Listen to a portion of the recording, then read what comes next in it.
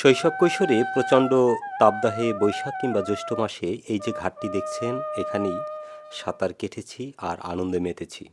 এটি বোয়ালিয়া বাজার। এই বোয়ালিয়া বাজারের এই খালটি সে সময় আরও প্রাকৃতিক রূপ ছিল। বর্তমানে যে শান বাঁধানো ঘাট দেখছেন এগুলো তখন কিছুই ছিল না। তখন অনেকটা প্রাকৃতিক পরিবেশ ছিল। আর এই খালে ঝাঁপ দিয়ে পড়া, লাফিয়ে পড়া, এই খালের এপার থেকে ওপার যাওয়া, সাঁতার কাটা সেটা ছিল প্রতিদিনের ব্যাপার।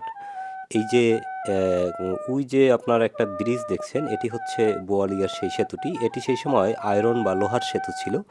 এখন এটি একটি গার্ডার সেতু হিসাবে তৈরি হয়েছে।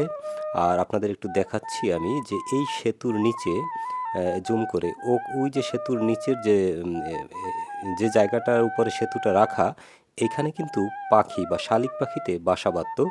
আমরা এপার থেকে সাঁতরে গিয়ে সেই শালিক পাখির বাসায় হানা দিতাম এবং শালিকের বাচ্চা ধরে নিয়ে আসতাম। যদিও শৈশবে বুঝতাম না যে এগুলো ধরা অপরাধ। আর ওই পারে আমরা যেতাম এখান থেকে সাঁতার কেটে। এই যে ঘরটি দেখছেন এখানে একটি জাম গাছ ছিল।